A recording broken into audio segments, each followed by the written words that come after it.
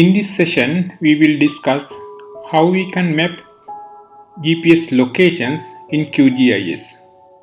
We may obtain GPS location by a mobile phone or a GPS receiver. Or else, if we know the ground context, we will be able to take GPS locations as discussed in a previous session by Google Earth Pro. There are many other applications as well, like Google Earth Pro, that we can get the coordinates through the web. Once you get the GPS locations, you can list it down in Excel as latitudes and longitudes. You can mention the name in the first column, then latitudes, then longitudes. Remember, when you list them down, that they are in a format of numbers. If it is in a string format, so the QGIS software will not read them as longitudes and latitudes. As we discussed in the previous session, the preferable format for the QGIS software is not the Excel but CSV. So it is necessary to save this Excel format in CSV format. We can do it. Once you have to save it, go save as, and the file format you can select from the list which is down. So QGIS preferred to save them as CSV format. So we can select CSV format file as file format here and save in a place that you want to save. Other important thing is QGIS software identify longitudes and latitudes as X and Y. X is refers to longitudes, Y is refers to latitude. In the CSV file also it is necessary to mention them as X and Y. So the longitudes refer to the X, latitudes refer to the Y. So we can mention it here, then it is much easier when it is updated by the QGIS software. Even we can keep it as longitudes and latitudes, and within the QGIS software we can refer what is X and what is Y. Once you label them as X and Y, you can save it.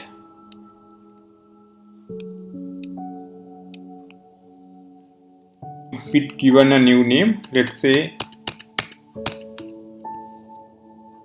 X, Y. We save them as a CSV format. Click save. Now we can open the QGIS software and open the CSV file we saved. Once you go to the QGIS software, a CSV file is opened through this icon. We did it earlier as well in a practical. Click Add Delimited Text Layer button. Then you will get Data Source Manager box. There you have to navigate to the place where the CSV file is saved. I have saved as xy.csv.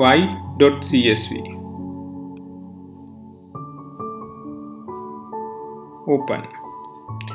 Once you open, the radio button of the CSV is already highlighted since it is a CSV file. It asks about geometry. In the geometry we have point coordinates. Now, as I said, X and Y fields are there. Now it is automatically taken the X as X field, Y as Y field. If you haven't named them as X and Y, if it is available as longitudes and latitudes, so for the X we need to select longitudes, and for the Y we need to select latitudes. Once you select, it also asks coordinate reference system. So WGS84 would be the one most of the time we obtain once we get the GPS data from the GPS receiver, mobile phone or Google Earth Pro. Then we add.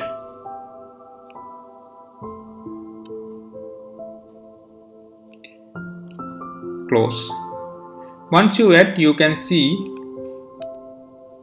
the XY table has added to the layers and coordinates are already plotted in the QGIS working area.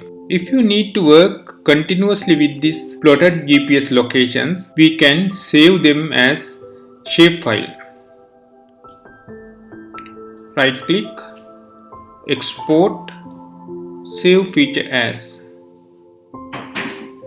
You can select the file format you want.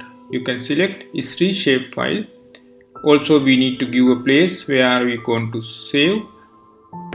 Let's say GPS locations. Once you do that, you can save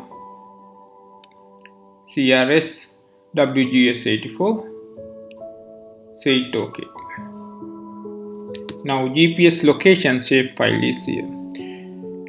Now what we did was longitudes and latitudes which we taken from the GPS receiver, mobile phone or Google Earth Pro. Now we have incorporated into the QGIS software and saved as a shapefile. This is the same way that we can do if we are collecting GPS locations at the field level for different purposes such as for disease surveillance as well as research. You can also see the attributable table of the GPS locations layer that you can see. The field name is here, X and Y, longitudes and latitudes have saved here. You can add OpenStreetMap as well. You can see OpenStreetMap is up there, so we need to take it down to see the other points correctly.